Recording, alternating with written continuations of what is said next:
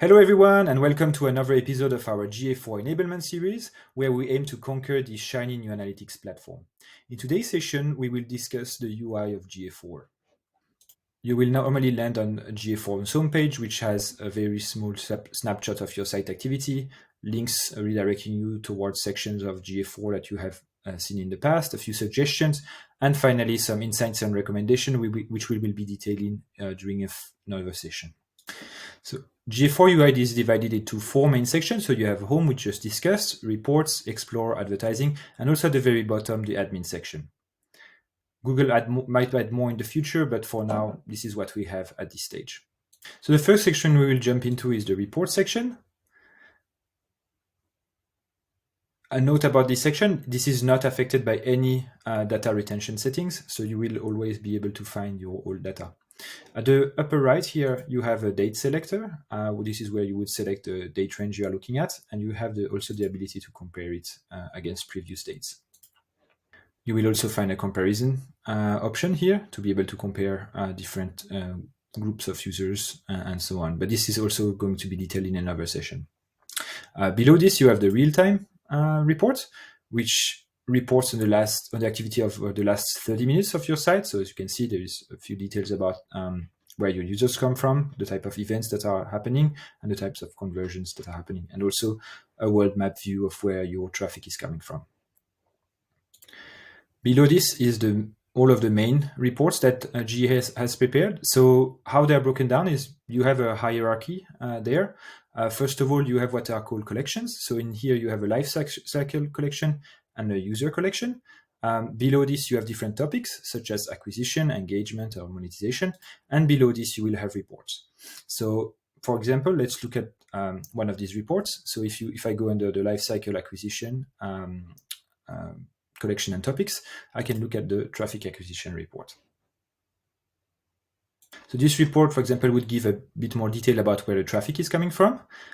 What you might be interested in is then adding potentially some secondary dimension to get a little bit more detail about where the traffic is coming from. So how would you do that is, well, first of all, here you have a drop down to select your main dimension. And secondly, you have the ability to click on plus here. And let's say you would be interested to see which medium your users are actually coming from. Let's say, yeah, session source and medium. This will automatically load that information. But you cannot drill down these dimensions, so you cannot click on them. They are static. By default, all of these are quite limited, but you have the ability to actually add some more collections, topics, and reports.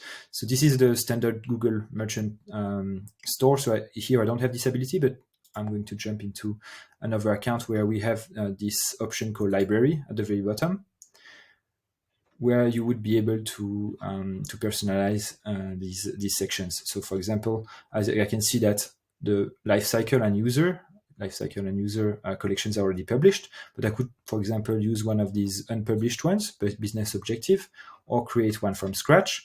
And if I open this collection to get a bit more details about what's in there, I would see that the collection template is named business objective. Inside it, there are some topics that like generate leads or drive online sale. And below these, there are some reports that are pre-made.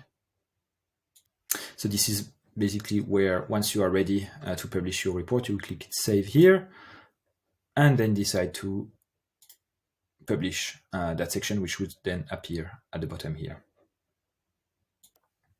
The next section we are going to discuss today is the Explore section. The Explore section is where you will be able to build more visual reports such as funnel, path analysis, or custom reports that aren't included in the standard report section that we just discussed, and will likely also answer more advanced questions you may have because the report section is quite limited. Just a note, this section is affected by data retention settings, so that means you will not be able to view data that's older than 14 months if that option has been selected in the admin settings.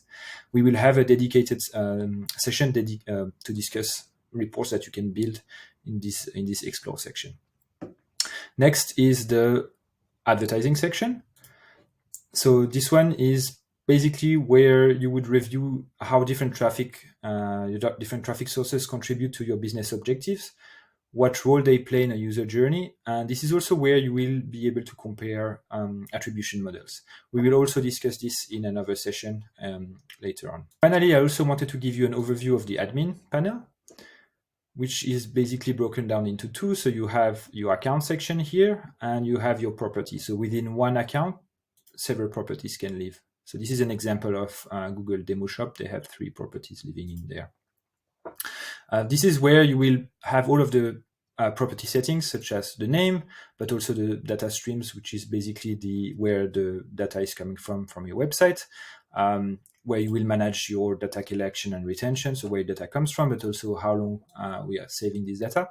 And finally, at the bottom, this is also where you would link your different Google products with your GA4 property. And that's it for today. This was a brief overview of GA4's UI and where to find things.